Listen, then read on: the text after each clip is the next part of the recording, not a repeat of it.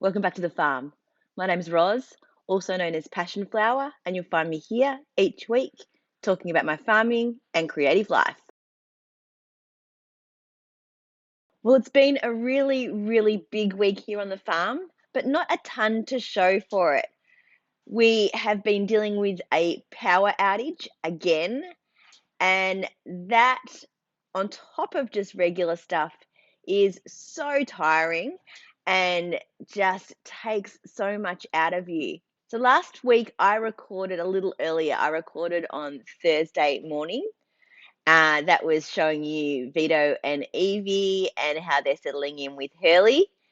And a lot has changed in a week with them. They are really settled now. Um, Hurley has lost his tail, and I am almost done bottle feeding him.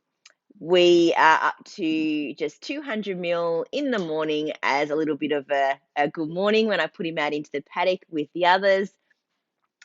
And he's really not looking for it anymore.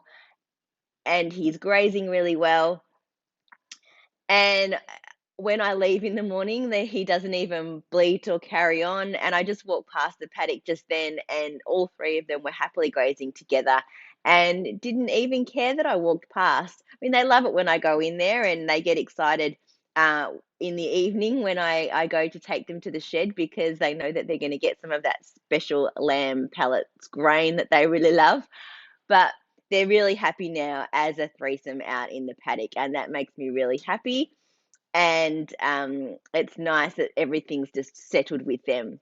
But the big news from this week was that Thursday night, so after I'd recorded last week, those big storms came through Victoria again, and we had lightning hit a pole on our property.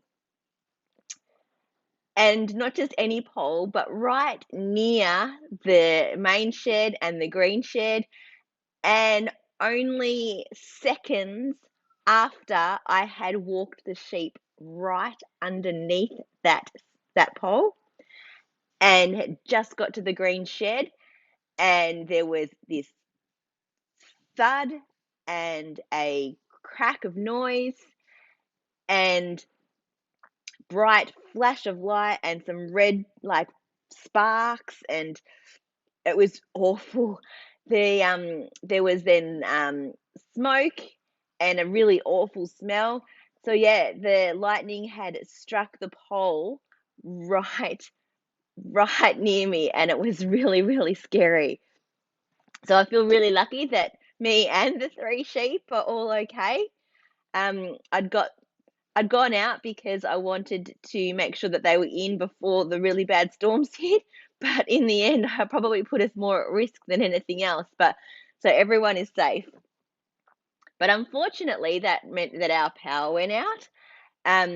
We called the power company straight away to report it, because it was a pole and there was smoke and everything. And a truck came out at around 10:30 that night. So we had eaten an early dinner on the barbecue with no power and no lights, and we'd gone to bed as soon as it got dark, because there's really nothing else to do when the power is out. And yeah, then the truck came and we all sort of woke up and figured that the power was probably back on, but that we didn't check it. We'd turned off all the mains just in case there was some surges when they were doing the repairs. So the next morning, we all got up and went to work.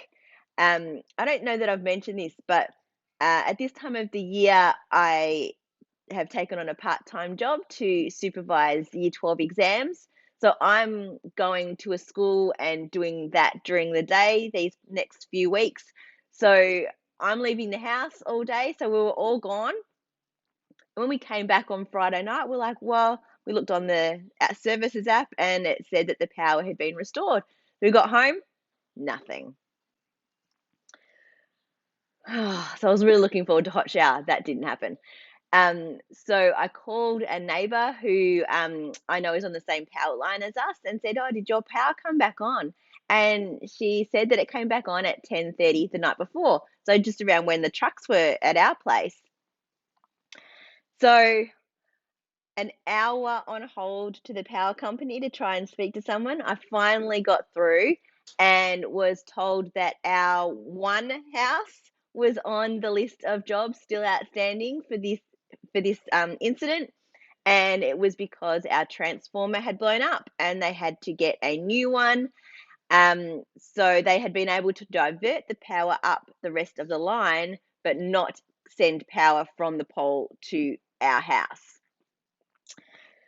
So the expected fixed date was the 7th of November, so Sunday. So they were saying 10 days. Um, I'm recording Saturday this week, so we've had an update and it's supposed to be fixed today, but who knows?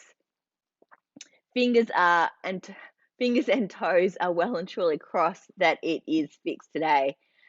So it's a long time without power. After the last big outage, we got one of those generator plugs that goes into your main switchboard. So we're able to run the generator from outside, turn off all of the big items like the air conditioning and the heating and hot water service that take a lot of power, and just run the lights and the power points so that we can actually function. Although it's not really functioning because you can't have everything going at once. Like if we want to make a coffee, you've basically got to turn everything else off, um, because it just draws so much power in one go. Luckily, we've had sunny weather and we do have some solar hot water heating. So we've been able to shower after the first day that was quite stormy and the water was cold. Um, we've had sunny days, so we've been able to manage our showers a little bit, but it's just not the same.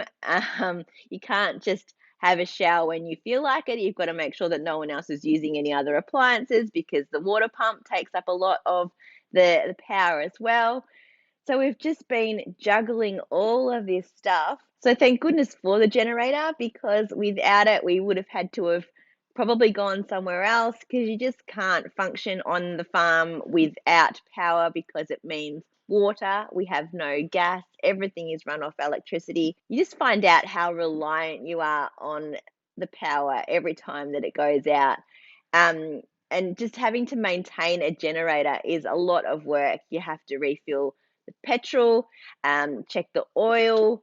We turn it off at night and then we turn it back on during the day so that we can keep the fridge and freezer cold, and also so that we can obviously use water and all of that while we're at home.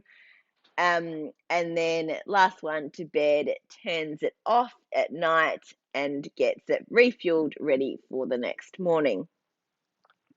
And we've been running it during the day, and then it'll run out of petrol during the day while we're at work, and then it has to be refilled in the evening before we can then continue on with doing things around the house. I did do a little farming on Tuesday, Melbourne Cup Day.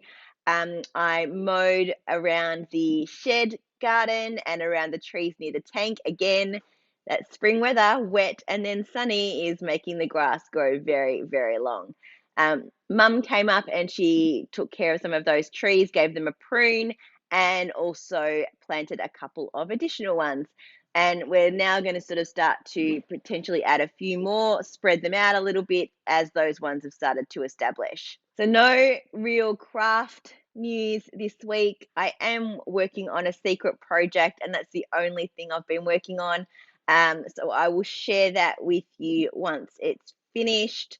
But nothing else. My energy levels are so low, just managing the generator stuff, and then the whole opening up and lockdown being over and being out and actually doing work again, not just being at home and doing my own work in my own time, has been really draining. And I'm still getting up at 6 o'clock every morning and taking the sheep out to their paddock. So yeah, I just feel like I need to sleep for a few days. I don't know when that's going to happen.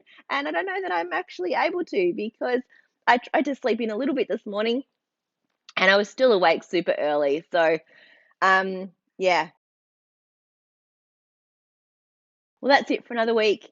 Thanks for spending some time with me. If you're enjoying these videos, please give me a thumbs up and subscribe to my channel. And I look forward to seeing you next week on the farm. Bye.